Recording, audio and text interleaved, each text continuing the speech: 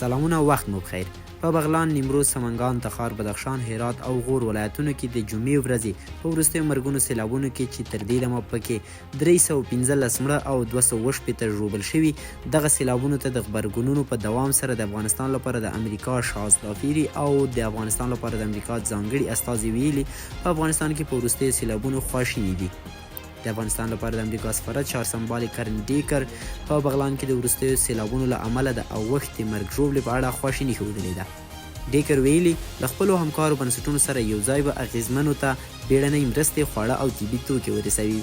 هغې زیاته کړې د افغانستان په بغلان او نورو ولایتونو کې د سختو بارانونو او سیلابونو له کبله عامو وګړو ته د مرګ ژوبلې اوښتو له امله خورا زیاته خفه شوم. امریکا له خپلو همکارو بنسټونو سره د بیړنیو مرستو، خوړو او طبي توکو راټولولو کې یو ځای کیږي څو اغیزمن شویو کورنیو ته د مرستې رسولو په بهیر کې ونډه واخلي. افغان کرکټ لوبغاړي راشد خان د 1.5 میلیون افغانیو او د پښتونخوا د پیښور زلمیانو لوبډلې څښتن جاوید افریدي له سیلاب ځپلو سره د 10 میلیونه پاکستاني کلدارو ژمنه کړې ده.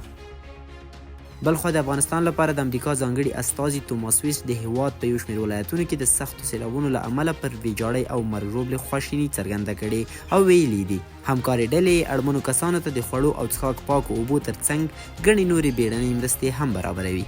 ویسټ وایي د بغلان، بدخشان، سمنګان، تخار، غور او هرات په ګډون د افغانستان په نورو ولایتونو کې د ویجاړونکو سیلابونو له امله د ګڼو افغانانو مړینې او زیانمنېدو امریکا ډیره خواشیني کړې.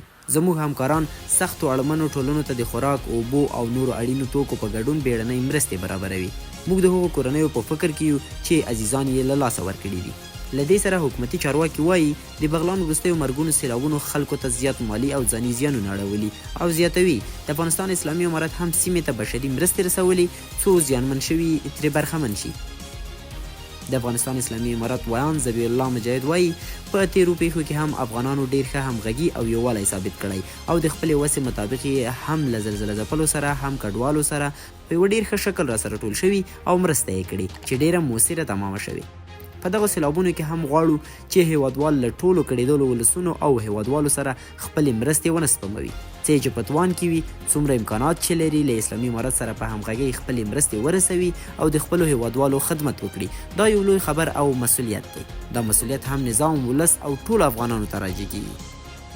دا په داسې حال کې دی چې وړمه ورځ د رئیس الوزرا اقتصادي مرستیال ملا عبدالغني برادر ته په سفر کې دغلته د سیلاب ځپلو لپاره د مرستو رسولو او سروې په موخه څو کمیټې جوړې کړي. نوموړي په مرکزي بغلان کې له سیلاب ځپلو سره په لیدنه کې ویلي چې له یادې ارزونې وروسته به ټولو سیلاب ځپلو ته مرستې وویشل شي.